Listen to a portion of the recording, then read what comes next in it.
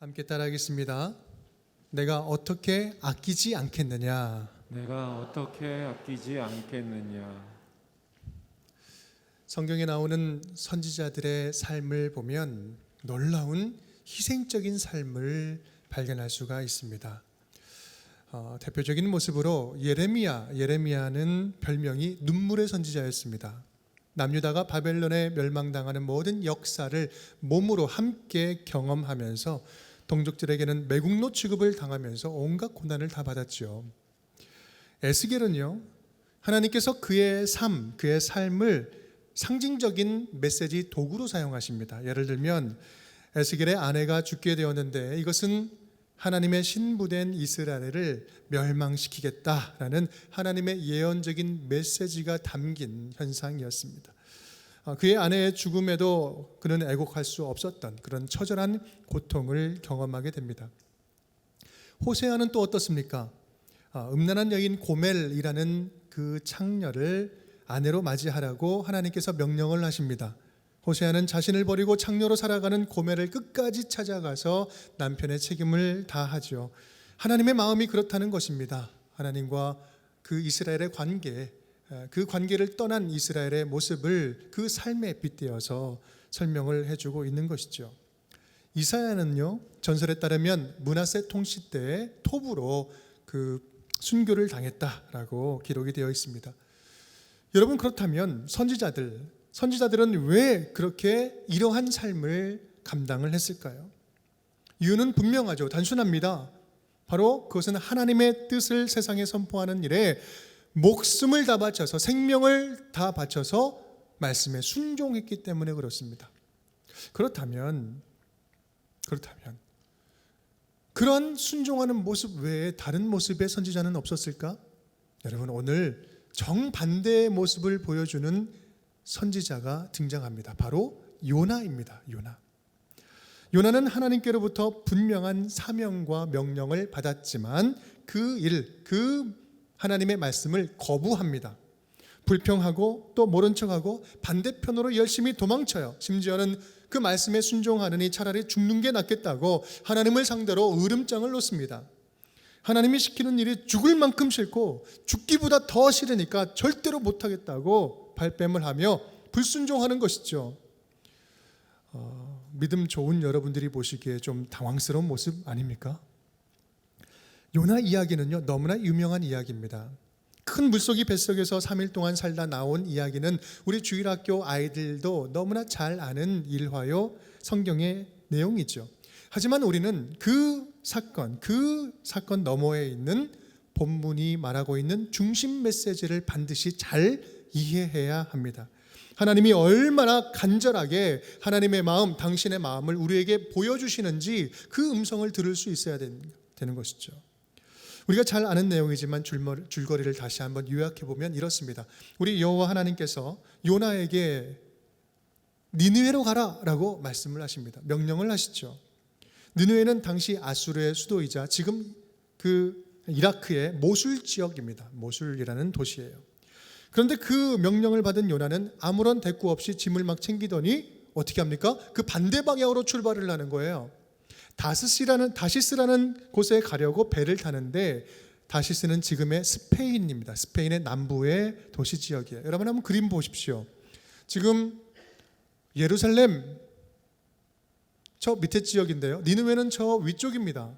그런데 다시스는 어디입니까? 저 먼 쪽에 스페인. 여러분, 그 서바나는 그때 당시에 땅 끝으로 알려져 있죠. 끝에서 끝으로 간 거예요. 끝까지 도망간 거예요. 세상 끝까지 도망간 거예요.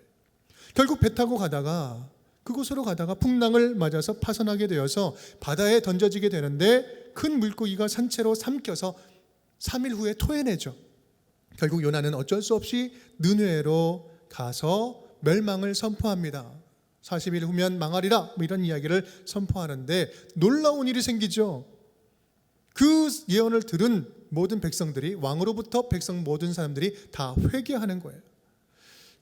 그런 모습을 보면서 하나님께서 심판을 유보하십니다.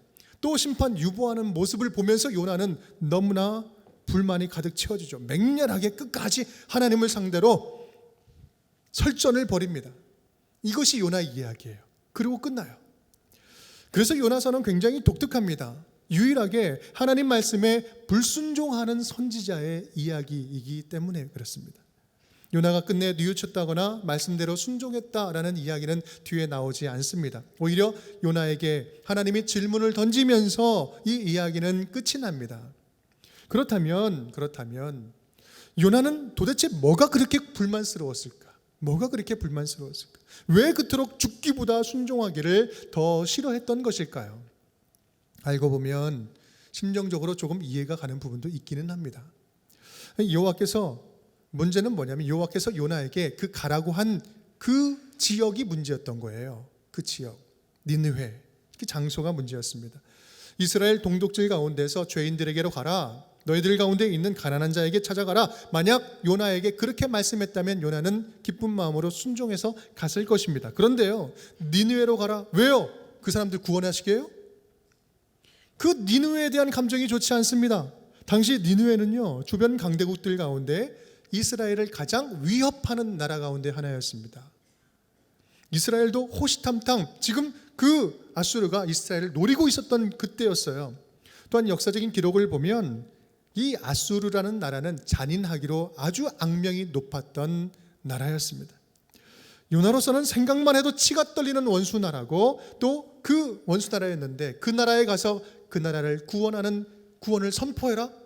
이것은요, 죽으면 죽었지 절대로 못할 일이었던 거예요. 나를 차라리 죽여주시고 다른 사람을 보내주십시오. 다른 것은 다 해도 이것만큼은 못합니다. 굳은 신념을 가지고 지금 하나님 앞에서 반항하고 있는 거예요. 사실 이 요나의 사건이 있은 이후에 약 한 40년 정도 흐른 후에 722년에 북이스라엘은 이 나라 아수르에 의해서 완전히 멸망당합니다. 요나가 활동했던 이 시기는 북이스라엘의 여로보암 2세 때였는데 이때는 이스라엘 역사 가운데 가장 화려하고 번성하고 또 풍요로울 때였습니다. 정말 부국강성을 이룰 때였어요. 하지만 동시에 가장 영적으로 부패하고 가장 하나님과 떨어졌던, 멀리 교만하여 떨어졌던 그 시기였어요. 결과적으로 보면 회개하는 아수르는 살리시고 하나님 앞에서 교만한 이스라엘은 멸망시키신 것입니다. 이런 모습을 생각해 보면 하나님은 이방인이든 이스라엘이든 선민 혈통이기 때문에 구원하신 것이 아니라 말씀 앞에 순전히 반응하는 자들을 구원하신다라는 사실을 우리는 분명히 볼 수 있습니다. 요나의 생각과는 전혀 다른 하나님의 생각과 판단 또 선택 결과가 이루어진 것이죠. 그렇습니다. 하나님의 생각은요, 우리들의 생각과 다를 때가 너무나 많아요. 제 생각과 너무 다를 때가 많고, 아니 정반대일 때가 더 많아요. 이사야 55장 8절 9절 말씀 우리 함께 읽겠습니다. 이는 내 생각이 너희의 생각과 다르며 내 길은 너희의 길과 다름이니라. 여호와의 말씀이니라. 이는 하늘이 땅보다 높음 같이 내 길은 너희의 길보다 높으며 내 생각은 너희의 생각보다 높음이니라. 아멘. 하나님의 계획은요, 내 계획과 다르다. 그리고 내 감정과 다를 뿐만 아니라 내 생각보다 훨씬 더 높고 깊고 더 완전하다라는 말씀입니다. 그래서 하나님은 때때로 저와 여러분에게 전혀 생각지도 못한 그런 일들을 맡겨주실 때가 있어요. 나를 자신을 스스로 보면 자신도 없고 할 수도 없을 것 같고, 아니 오늘 요나처럼 죽기보다 더 힘든 일을 맡기실 때가 있다는 사실이에요. 저에게 운정교회를 맡는 것이 바로 그랬습니다. 담임이 된다는 것은 전혀 계획되지 않았던 일이었고, 분립교회를 맡는다는 것은요, 제게 너무나 두렵고 떨리는 일이었어요. 감당치 못할 일이었습니다. 지금으로부터 불과 6년 전까지만 해도 이민교회에서 선교에 대한 비전을 품고 사역을 했는데 2016년 10월달, 지금으로부터 딱 정확하게 6년 전이죠. 전혀 예상치 못한 일들이 몰아치듯이 찾아왔습니다.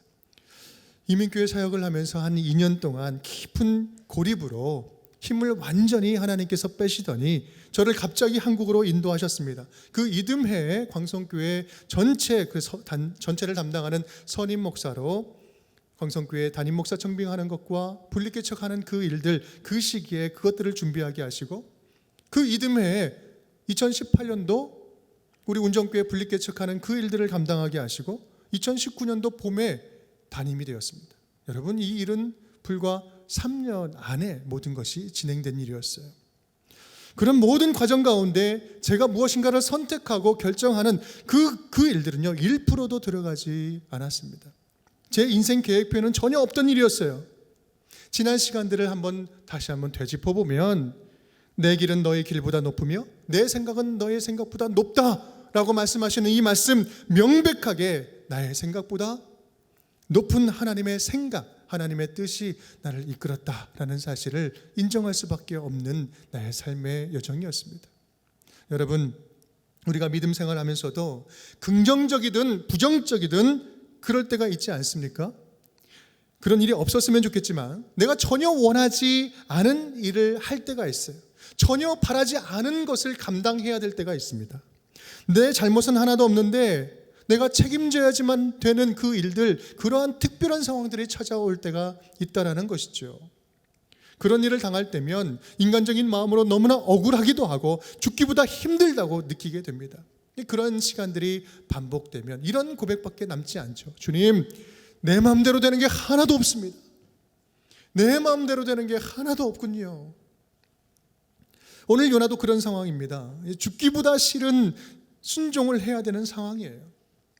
그렇다면 하나님이 나에게 맡기신 일이 내키지 않는다고 해서, 도저히 나의 감정으로는 받아들일 수 없다고 해서 오늘 요나처럼 하나님의 명령 그 반대편으로 열심히 도망치는 것이 정당화될 수 있을까요? 내 생각으로는 받아들일 수 없어서 하나님의 뜻을 무시하고 저버리는 것이 정당화될 수 있을 것일까요? 우리가 하나님의 뜻대로 살아가려고 할 때 하나님의 마음과 내 마음, 이 두 갈림길 가운데 반드시 한쪽만 선택해야 되는 그 순간이, 결정적인 순간이 반드시 찾아온다는 사실이에요. 하나님, 다른 건 몰라도 이 문제만큼은 내가 제일 잘 아니까 내가 해결할 때까지 조금만 기다려 주십시오. 하나님, 내 자식 문제, 입시에 대해서는 요즘 입시는 하나님이 좀 잘 모르시는 것 같은데 이쪽은 제가 좀 더 잘 아니까 이 아들 문제만큼은, 딸 문제만큼은 내가 해결할 때까지 좀 기다려 주십시오. 내가 해볼게요. 여러분, 매번 말씀드리는 거지만 이런 결정적인 순간, 무엇인가를 결정해야 되는 결정적인 순간이 바로 하나님께서 가장 집중해서 바라보시는 순간이다라는 사실이에요. 왜 그럴까요? 바로 그때 우리의 마음이 드러나기 때문에, 마음의 중심이 그때 보일 수 있기 때문에 그렇습니다. 요나를 보십시오. 하나님의 뜻과 정 반대편 방향으로 몸도 마음도 다 가요. 실제로 몸이 가죠. 결정적인 순간에 하나님의 뜻보다, 하나님의 마음보다 내 감정이 더 중요하다는 명백한 증거입니다. 하나님은 결국 큰 풍랑과 물고기를 보내서 요나의 방향을 니느웨로 다시 돌이키십니다. 우리 한마디로 말하면 맞고 갈래, 그냥 갈래. 여러분, 어떤 이유로도 우리의 감정이 하나님의 뜻보다는 앞설 수가 없습니다. 요나는 사장이 끝날 때까지 하나님을 당황케 하는 태도를 보입니다. 우리 9절 말씀인데 밑줄 친 부분만 함께 읽겠습니다. 그가 대답하되 내가 성내어 죽기까지 할지라도 오르니라 하니라. 네가 왜 이렇게 성질내냐? 아니, 내가 성질내다가 죽을지라도 나는 옳습니다. 막 이런 이야기를 하는 거예요. 여러분, 이 정도면 끝까지 가보겠다는 거 아닙니까? 하나님은 참다가 강력한 질문을 던지면서 요나의 질문에 일침을 가하시죠. 우리 본문 말씀, 우리 11절 말씀 다시 한번 읽겠습니다. 하물며 이 큰 성읍 니느웨에는 좌우를 분별하지 못하는 자가 12만여 명이요 가축도 많이 있나니 내가 어찌 아끼지 아니하겠느냐 하시니라. 아멘. 요나야, 네가 내 마음을 알기나 하냐? 지금 네가 내 마음을 알기나 하냐?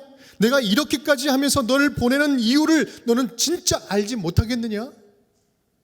나는 나를 만나지 못하고 죽어가는, 나를 한 번도 만나지 못하고 죽어가는 그 모든 것들을 불쌍히 여기는 하나님이다. 나를 알지 못하고 죽어가는 자들을 불쌍히 여기는 하나님이다. 요나야, 이 니느웨에는 12만 명이 지금 죽어가고 있다. 그들이 참된 주인을 만나지 못하고 구원자를 만나지 못하고 죽어가고 있는데 회개의 기회조차 없이 죽어가는 저들을 생각하면 나는 너무나 슬프다. 너무나 불쌍해서 견딜 수가 없다. 너에게는 원수일지 몰라도 저들도 내가 만든 내 피조물이요 내 소유다. 내가 어떻게 그들의 생명을 아끼지 않겠느냐. 우리가 하나님의 사랑을 알고 경험하면서 이 요나와 같은 우를 범할 때가 참 많이 있습니다. 하나님의 사랑의 크기를 내가 정해요.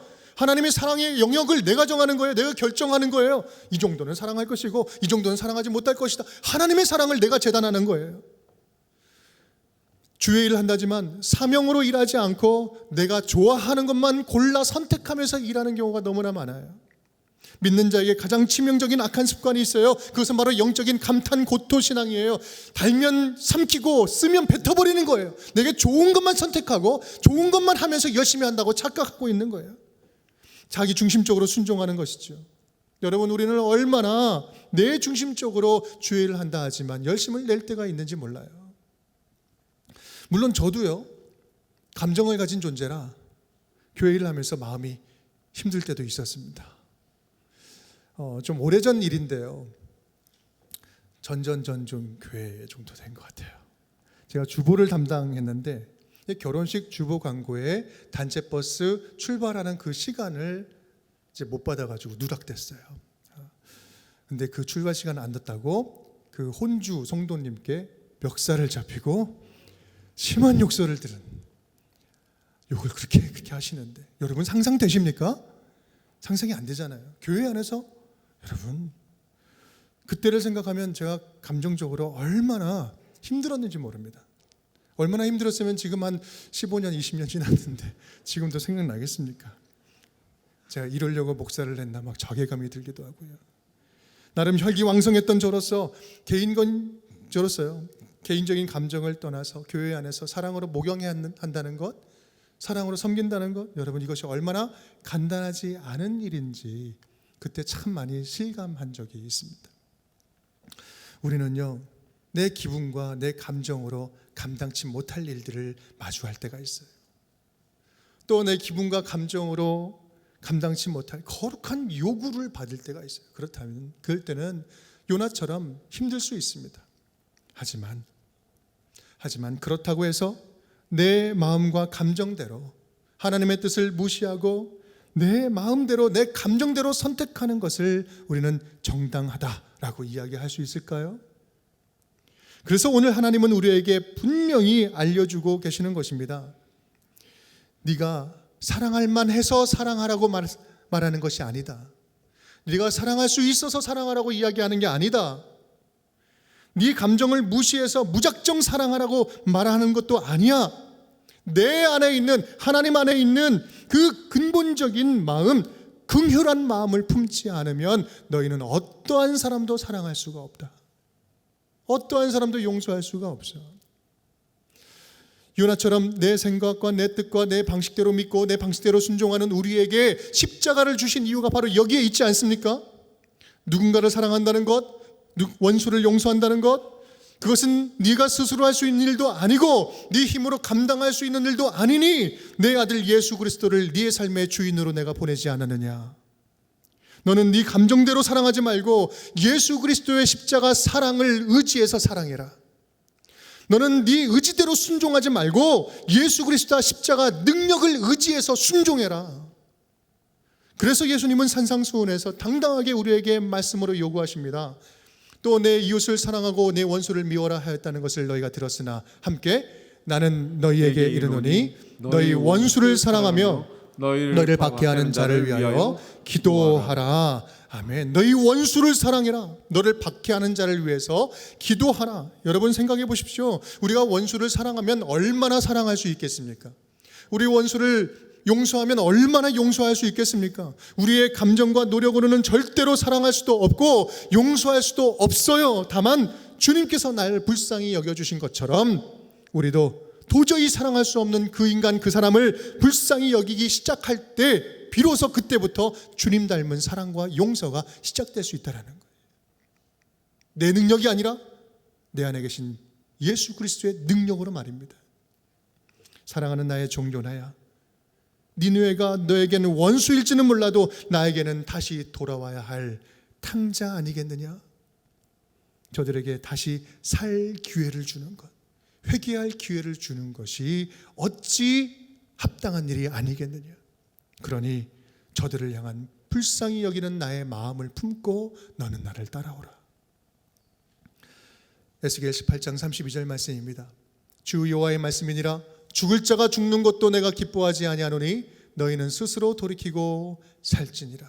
죽을 자가 죽는 것도 기뻐하지 않는 것, 하나님의 근본 마음은 죽을 자도 죽지 않고 돌이켜 살아나는 것, 그것이 바로 하나님의 마음입니다. 복음을 접할 기회를 주는 것, 복음을 만날 기회를 주는 것, 이게 하나님의 마음이라는 거예요. 그런 면에서 요나서 3장은요 놀라운 사실을 보여줍니다. 요나는 사흘길 거리를 한나절 돌며 외칩니다. 여러분, 요나 니느웨 성은 사흘길 한 바퀴 돌면 그렇게 큰 도시였어요. 그런데 얼마를 외칩니까? 하루 동안 외쳐요. 반절도 아니고 3분의 1 순종하는 거예요. 3분의 1. 그리고 이렇게 합니다. 40일이 지나면 얼마해라. 40일이 지나면 얼마해라. 아주 건성으로. 네? 그때 모습을 생각하면 그랬을 것 같아요. 이게 얘기를 좀 안 들었으면 좋겠는데 그렇게 성의 없이 형식적으로 외칩니다. 그런데 보십시오. 5절 6절 말씀 이렇게 이야기해요. 니느웨 사람들이 하나님을 믿고 금식을 선포하고 높고 낮은 자를 막론하고 굵은 베옷을 입은지라. 그 일이 느네웨 왕에게 들림에 왕이 보좌에서 일어나 왕복을 벗고 굵은 베옷을 입고 제 위에 앉으니라. 무슨 말입니까? 제 위에 앉았다는 건 철저하게 회개했다는 거잖아요. 패역했던 도시가 성령의 감동으로 가득 채워지게 됩니다. 왕으로부터 시작해서 모든 니느웨 백성까지 모두가 다 회개하고 자복하며 나아가는 거예요. 있을 수 없는 일이 막 일어난 거예요. 여러분, 그렇습니다. 어떤 심각한 죄인이라 할지라도 회개할 기회를 주는 것이 아버지의 마음이에요. 복음을 접할 기회를 주는 것이 아버지의 마음이에요. 복음 없이 죽어가는 자들에게 복음을 알게 하는 것이 하나님의 간절한 심장의 소리라는 말씀입니다. 복음을 접할 기회도 없이 자녀들이 죽어간다면, 생명들이 죽어간다면 그것처럼 아버지께 슬픈 일이 어디 있겠습니까?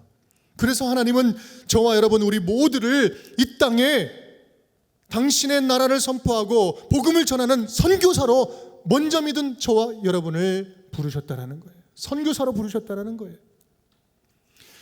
선교는 나에게 감정이 있든 없든, 기분이 좋든 나쁘든 우리가 감당해야 할 하나님 자녀로서의 사명이라는 말씀입니다. 오늘을 살아가고 있는 요나들아, 나의 사랑하는 자녀들아, 너는 언제까지 내가 네게 맡긴 명령과 사명을 가볍게 여기면서 살아가겠느냐? 너희가 언제까지 너희들의 감정에 따라서 내가 맡긴 그 복음 사역을 달면 삼키고 쓰면 뱉어버리겠느냐? 너희는 언제까지 복음 전하는 것을 네 사명이 아니라 네 선택으로 여기면서 살아가고 있겠느냐? 요나 이야기를 통해서 오늘 우리에게 알려주시는 사명은 바로 이것입니다. 세상으로 하여금 기회를 주는 겁니다. 기회를 주는 거예요. 복음을 만날 기회를 주는 거예요. 복음을 들을 기회를 주는 것, 그것이 바로 우리의 사명이라는 말씀이에요.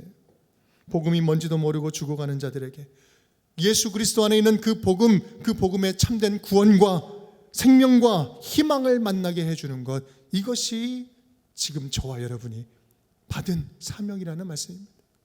디모데후서 4장 2절 말씀 함께 읽겠습니다.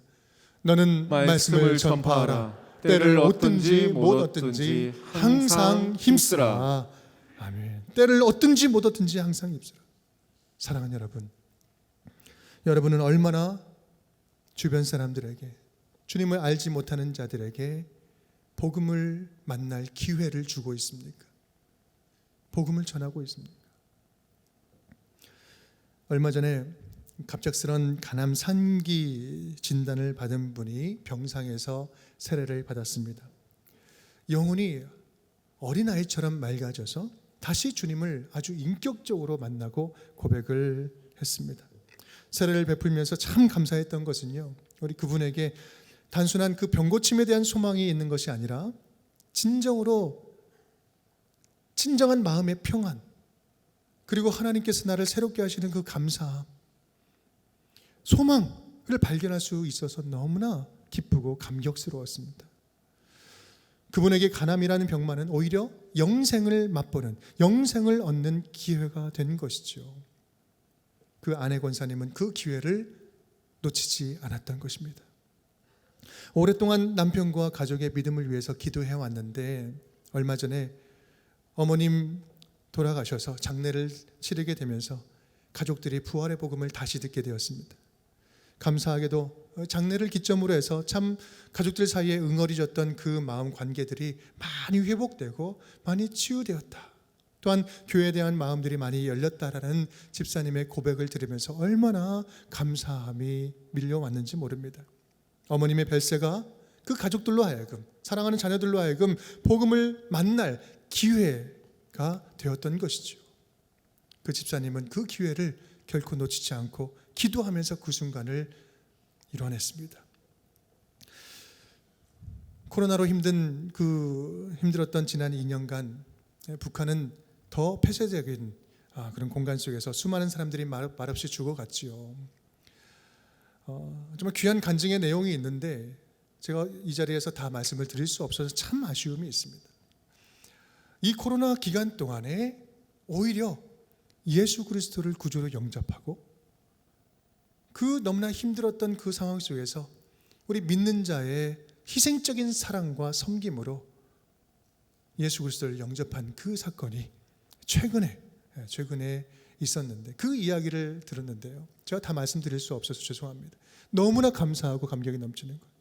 우리는 힘들다고 이야기하고 모든 이 복음의 문들이 다 막힌다라고 이야기하는 이 순간 하나님께서는 이 코로나를 통해서 구원의 놀라운 역사를 열어가고 계셨던 것이죠.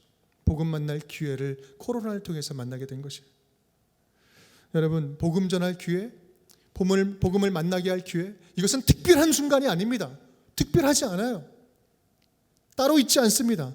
저와 여러분이 살아가는 모든 삶의 그 순간순간들, 삶 속에서 언제든지 계속해서 주어지는 것이 이 복음을 나누고 복음을 접하고 복음을 흘려보내는 삶이라는 사실이에요. 우리 10월 22일 조금 전에 같이 함께 광고를 드렸죠. 6K 우리 걷기대회를 합니다. 우리 교회 주관으로 이번에는 월드비전과 함께 좀 주도적으로 운정 지역에서 진행을 합니다. 우리 가족 여러분 가운데 믿지 않으신 분도 함께 손쉽게 참여할 수 있고요. 또 주변에 아는 분들 초대해서 함께 참여해 주십시오. 여러분, 이번 6K는 우리 운정교회가 전교인으로 같이 함께 참여하는 행사입니다. 목표는 2,000명입니다. 왜 웃으시죠? 우리 교인이 아이들까지 하면 한 출석 교인만 2,200명입니다. 자, 200명 정도는 좀 이렇게 다리가 불편해서 아니면 몸이 안 좋아서 힘드신 분들 빼드리는 거예요. 다 참석하시라는 말씀이에요. 가족 모두가 다 함께 걸으면서 복음을 나눠보자라는 거예요. 여러분, 이 걷기대회를 왜 합니까? 날씨가 좋으니까요? 그냥 선선하고 우리 온 가족들 우리 목사님들 하라니까 하는 겁니까? 여러분, 물이 없어서 죽어가고 또 생명을 누리지 못해서 죽어가고 복음을 듣지도 못하고 죽어가는, 조그만 희망도 맛보지 못하고 죽어가는 어린 생명들에게, 지금 먼 곳에 있는 그들에게 우리의 사랑을 전하고 함께 동행하면서 혼자가 아니다, 그곳에 조금이라도 어떻게든지 복음을 맛볼 기회를 주고 구원을 맛볼 기회를 주고 희망을 가질 기회를 주자고 우리가 하는 거 아니겠습니까? 여러분, 평상시에 전도 많이 하십니까? 못하시면 열심히 걸으십시오. 함께 걸읍시다. 걸으면서 우리의 삶이 곧 동행료, 또 복음을 접하게 하는 기회가 될 수 있기를 간절히 바랍니다. 우리의 작은 실천이 사랑의 파도가 되고 복음의 소식이 되어서 새 생명을 얻게 하는 기회가 될 줄 믿습니다. 사랑하는 여러분, 오늘 말씀을 통해서 우리에게 이미 주신 복음을 전하는 사명을 다시 한번 기억할 수 있기를 간절히 바랍니다. 이 사명은요, 오늘 요나처럼 거부하고 거절하고 도망쳐도 하나님의 자녀들을 끝까지 달려가서 끝까지 끌어다가 그 사명의 자리에 앉히시는 하나님의 간절하고도 강렬한 소원이 담긴 부탁인 것입니다. 아버지, 당신의 마음이 있는 곳에 나의 마음이 있기를 원합니다. 아버지, 당신의 눈물이 고인 곳에 나의 눈물이 고이기를 원합니다. 당신이 바라보는 영혼에게 나의 두 눈이 향하길 원하고요. 당신이 울고 있는 어두운 땅에 나의 두 발이 향하기를 원합니다. 여러분, 이 찬양의 가사가 우리의 삶이 되었으면 좋겠습니다. 내가 어떻게 죽어가는 자들을 아끼지 않겠느냐? 이 죽어가는 자들을 어찌 아끼지 않겠느냐? 오늘 말씀하시는 하나님의 마음을 함께 품고 하나님의 하시는 그 선교에 놀랍게 동참하고 쓰임받는 우리 운정의 모든 가족 식구들이 될 수 있기를 주님의 이름으로 축복합니다. 함께 찬양하면서 마치고자 해요. 아버지,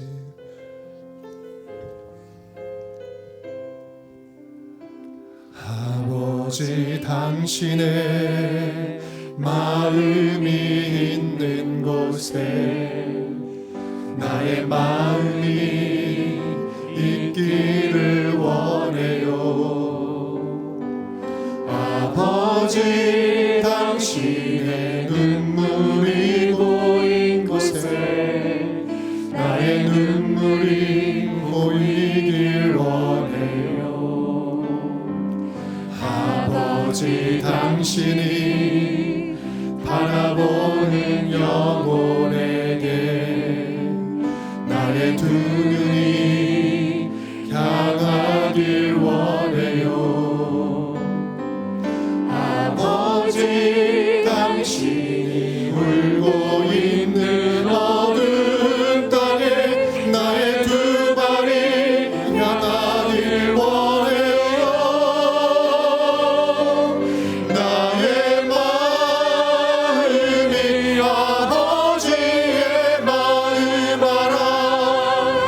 내 모든 뜻 아버지의 뜻이 될 수 있기를 나의 온 몸이 아버지의 마음 알아.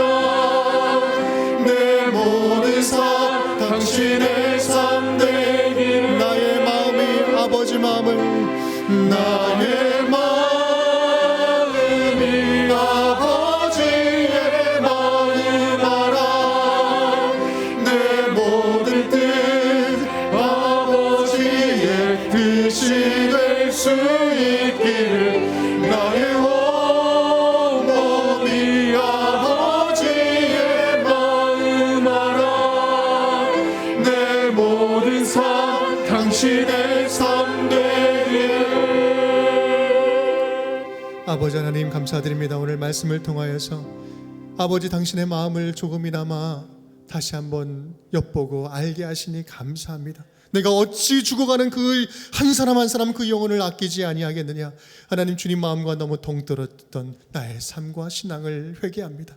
다시 한번 주님 마음 있는 곳에 나의 마음이 있고 주님 눈물이 있는 곳에 나의 손발이 가기를 원하오니 주여, 운정교회 모든 성도들을, 저와 여러분 모든 자들을 주여 사용하여 주시옵소서. 보내주시옵소서. 그렇게 이 땅을 하나님 복음으로 회복시켜 주시옵소서. 예수 그리스도 이름으로 축복하며 기도드리옵나이다. 아멘.